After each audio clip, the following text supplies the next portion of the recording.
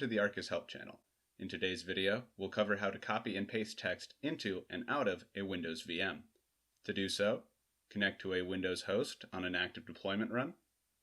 And once you have connected, open the on-screen clipboard by holding down Ctrl-Alt or Ctrl-Option on a Mac, then pressing Shift. Enter your text into the field at the top of the clipboard, in this case a YouTube link. That's right, we're getting meta today. Close the clipboard, right-click, and select Paste, or you can always type Ctrl-V.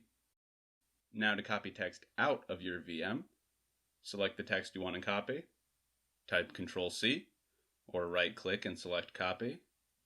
Reopen the clipboard, and the text will appear in that same field, and you will now be able to use it on your local machine. If you have any questions, or if you would like to learn more, please follow the links in the upper right-hand corner or in the video description down below. These will take you to our support page, our help site, and to more of these video tutorials. In the meantime, I hope you found this video helpful, and thank you for using Arcus.